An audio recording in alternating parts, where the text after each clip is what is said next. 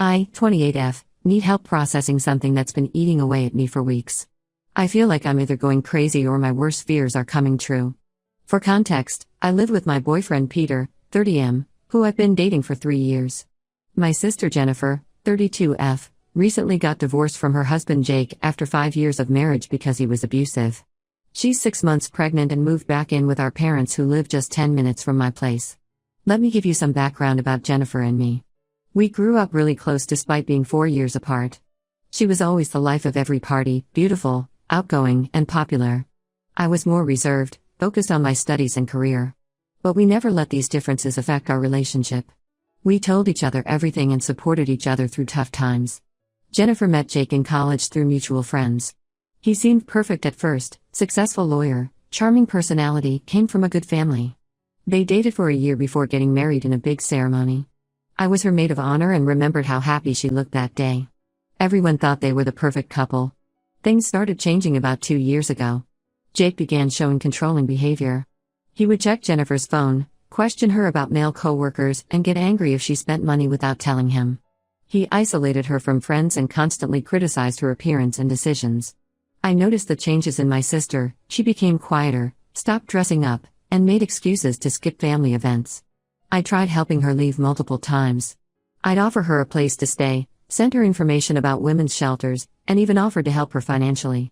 But she always defended Jake, saying he was just stressed from work or that she needed to be a better wife. Classic abuse victim behavior, but I felt helpless watching her suffer. When Jennifer got pregnant 6 months ago, Jake's behavior escalated. He accused her of cheating and claimed the baby wasn't his. He would disappear for days, ignore her calls, and leave her alone during severe morning sickness. The final straw came when he shoved her during an argument about her doctor's appointments. She finally left him and stayed with our parents while filing for divorce. Peter and I immediately offered our spare room, but Jennifer chose to stay with our parents. They have a bigger house and Mom could help with her pregnancy needs. She started visiting our house frequently, especially when I was at work. Peter works from home as a software developer, so he was always there when she came over. At first, I was happy they were getting along. Peter would make her tea, listen to her problems, and even helped her organize paperwork for her divorce. Jennifer seemed happier and more like her old self. She'd bring lunch for Peter sometimes or help him with household chores while I was working. But over the past few weeks, things have felt different. Peter's become secretive with his phone. He never leaves it unattended and changes his position if I walk behind him while he's texting. He's started working late in his home office with the door closed, something he never did before. Jennifer's behavior has changed too. She dresses up more when visiting, wearing makeup and nice clothes despite claiming she feels sick from the pregnancy. She gets nervous if I come home early from work and finds excuses to leave quickly. Sometimes I catch her staring at Peter when she thinks no one's watching. I tried talking to our parents about my concerns. Mom dismissed them completely, saying I should be grateful that Peter is so supportive of my sister during her difficult time. She reminded me that Jennifer is vulnerable and needs all the support she can get. Dad thinks I'm being insecure and told me to stop creating problems where none exist. My best friend Sarah thinks I'm overreacting too. She said it's natural for Jennifer to seek male companionship after leaving an abusive marriage and Peter's just being kind. She suggested I might be projecting my own insecurities onto innocent interactions. Only my cousin Amy sees what I see. She visited last weekend and noticed how Peter and Jennifer sat unusually close on the couch. She said they seemed to have inside jokes and would look at each other when someone said something funny, instead of joining in the general laughter. But when she mentioned this to our other cousins, they accused her of stirring up drama. I feel stuck and confused. Peter has always been an amazing boyfriend. When I lost my job last year, he supported me emotionally and financially without complaint. He's talked about marriage, helped me plan my career, and even learned to cook my favorite meals. Could he really be betraying me with my own sister? Jennifer and I share so many childhood memories. She was there for me during my first breakup, helped me move cities for my job, and always defended me against bullies. How could she do this to me if my suspicions are true? But I can't ignore the signs. Peter doesn't kiss me goodbye anymore unless I initiate it. Jennifer makes excuses to avoid being alone with me. They both get oddly quiet if I mention future plans or bring up their increasing closeness. Should I confront them? Install cameras? Check Peter's phone? Hire a private investigator? Or am I really just being paranoid and risking 2 important relationships with my unfounded suspicions? Please help me figure out what to do. Edit. Thank you for all the replies. To those asking, yes, Jake is definitely the baby's father, as Jennifer got pregnant before things got really bad between them. Also, Peter and Jennifer never met before she started visiting our house after leaving Jake. Update 1: You all were right. I discovered the truth about their affair, and it's even worse than I imagined. 2 nights ago, Peter fell asleep on the couch while working late. His phone was unlocked next to him, showing his chat with Jennifer. I know I shouldn't have looked, but my gut feeling had been eating at me for months. What I found shattered my world completely. They'd been having an affair since Jennifer first started visiting our house. Peter wasn't just helping her with divorce paperwork, they were sleeping together the whole time. I spent hours reading through months of their messages, each one feeling like a knife in my heart. The messages started innocently with Jennifer thanking Peter for listening to her problems. Then they turned flirty, with Peter complimenting her pregnancy glow and Jennifer saying how nice it was to feel appreciated by a man again. Soon they were sending heart emojis and calling each other babe and honey. But what really broke me were their plans for the future. They had everything figured out. Jennifer would finalize her divorce and get child support from Jake. She'd stay with our parents until the baby was born, using her pregnancy and divorce as excuses to visit our house frequently. After the baby arrives, Peter planned to break up with me. They even discussed his excuses. He'd say he wasn't ready for marriage, or that we'd grown apart. Then after a few months, they'd start dating publicly. They thought enough time would pass that no one would connect their relationship to their earlier friendship. They talked about house hunting in nearby towns where they wouldn't run into me. Peter promised to help raise Jennifer's baby as his own. They joked about how well they'd fooled everyone, especially me. Jennifer even wrote, "I feel bad for my sister, but I've never been happier." The affair wasn't just emotional, they'd been meeting at hotels when I was at work. Peter's late nights working were actually dates with Jennifer. They used my business trips to spend entire nights together in our bed. There were detailed messages about their encounters that made me physically sick. I found proof of hotel bookings, secret date plans, and even photos they'd sent each other.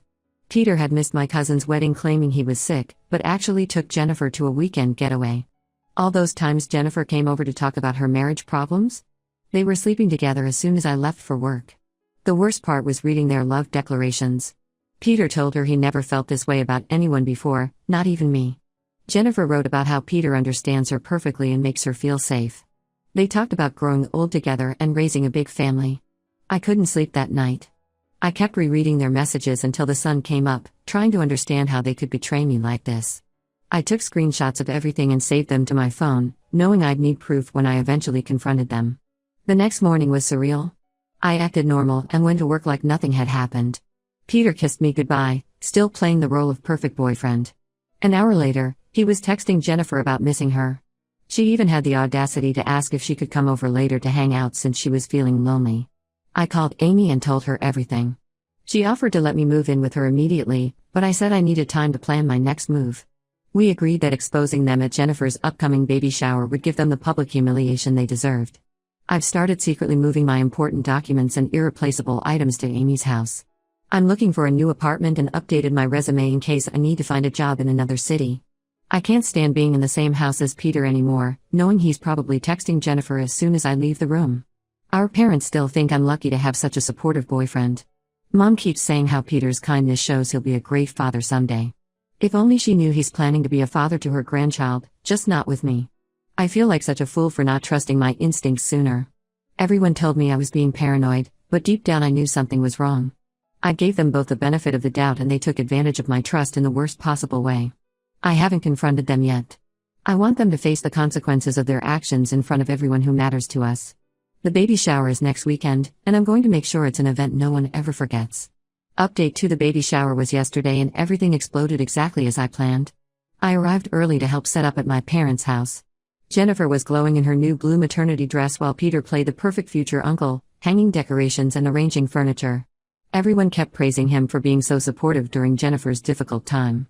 I watched them steal glances at each other all morning. Peter's hand lingered too long when he helped Jennifer with chairs. She kept finding excuses to be near him. They thought they were being subtle, but now that I knew the truth, their behavior was obvious.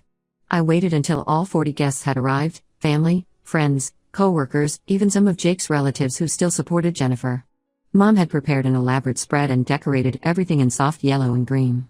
Jennifer was opening gifts, surrounded by everyone cooing over tiny baby clothes and toys. I stood up and asked for everyone's attention, saying I had prepared a special surprise for the mom-to-be. Peter smiled proudly, probably thinking I'd finally gotten over my paranoia. I connected my phone to the large TV in our living room, pretending I had a slideshow of Jennifer's pregnancy journey. Instead, their private messages filled the screen. The room went completely silent as people read the explicit conversations between my sister and boyfriend. I watched their faces change from confusion to shock to disgust. Jennifer dropped the gift she was holding and started crying. Peter lunged for the TV, but I blocked his path. I read their messages out loud, their plans to get child support from Jake while living off our parents' generosity, their secret hotel meetings, how they planned to blindside me after the baby was born. I showed everyone the hotel receipts, time-stamped photos, and their conversations about sleeping together in my bed. Mom fainted when she read messages about them planning their future together. Dad had to help her to a chair while still staring at the screen in disbelief. Some of Jennifer's friends tried to leave, but I asked them to stay and listen to everything. Peter tried claiming the messages were fake, but I had dates and locations that matched his late work nights. He couldn't explain why hotel receipts showed him booking rooms when he was supposedly working. Jennifer broke down completely and admitted everything between sobs. The worst part was her attempt to justify their betrayal. She actually said I was never home and Peter was lonely. She claimed they didn't mean to fall in love but couldn't help their feelings. Peter joined in, saying they never wanted to hurt me but their connection was special. Our parents were destroyed. Dad couldn't even look at Jennifer, his favorite daughter. Mom kept crying and asking where she went wrong raising us. Our aunts and uncles started leaving, saying they couldn't support someone who would betray her own sister this way. I announced that I was moving out and never wanted to see either of them again. Several cousins offered me a place to stay. Peter begged me to listen to his side of the story, but I told him to get out of my parents' house. He tried taking some of his belongings, but I said I'd mail them to his office address. Jennifer kept sobbing about how I ruined her baby shower, but I reminded her that she ruined our relationship the day she decided to sleep with my boyfriend. Some of her friends actually defended her, saying she was pregnant and vulnerable, but most people were firmly on my side. Now I'm staying with Amy while looking for my own place. Our parents are devastated. Mom keeps calling and crying about her daughters never being close again. Dad told Jennifer to find her own apartment because he can't bear to look at her right now. Peter's been calling from different numbers, but I blocked them all. His friends messaged saying I went too far by exposing them publicly. They said I should have handled it privately to avoid humiliating Jennifer during her pregnancy. I don't care, they deserve to be exposed for who they really are. The aftermath has been intense. Most of our extended family cut contact with Jennifer. Peter's reputation at work is ruined since some of his colleagues were at the shower. Jennifer's friends are divided, with some supporting her and others disgusted by her actions.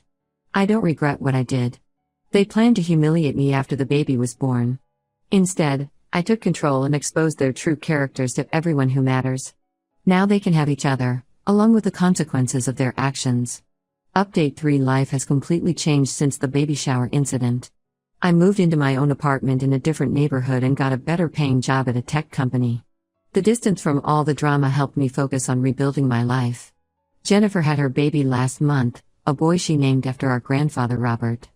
She moved into a small apartment near our parents and has been trying to play happy family with Peter.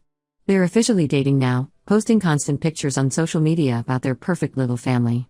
Peter acts like a proud dad in all their photos, completely ignoring how their relationship started. But karma hit them hard. Jake found out about Jennifer's affair through mutual friends who attended the baby shower.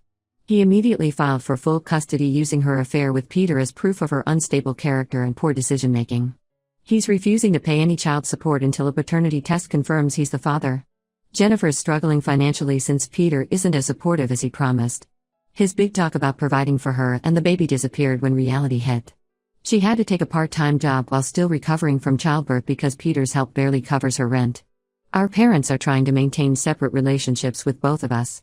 Mom hosts Sunday dinners with Jennifer one week and me the next. Dad still barely speaks to her but sees the baby sometimes.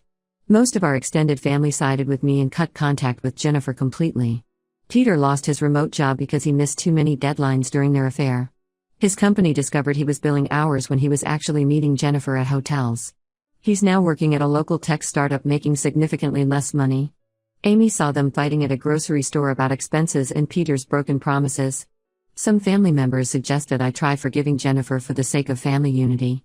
They said the baby deserves to know his aunt. I refused. She didn't just have an affair with my boyfriend, she plotted to humiliate me and steal my life. Having a baby doesn't erase her betrayal. Last week, Peter sent a long message saying he misses me and made a huge mistake. He claimed Jennifer is too needy and dramatic, not the person he thought she was. He complained about the custody battle stress and said he regrets losing me. I blocked him without responding. They deserve each other's misery. I'm casually dating again but taking things very slow. The whole experience taught me to trust my instincts and never ignore red flags. Sometimes cutting toxic people out of your life is necessary for your own peace, even if they're family. Mom still hopes Jennifer and I will reconcile someday, especially because of the baby. I told her that will never happen. Jennifer didn't just betray me, she spent months planning and lying while pretending to be a victim who needed support. That kind of calculated betrayal can't be forgiven. I don't attend any family events where Jennifer might be present. It hurts our parents, but they understand. They're trying their best to maintain relationships with both daughters without taking sides, but it's obviously awkward for everyone. That's my final update on this situation.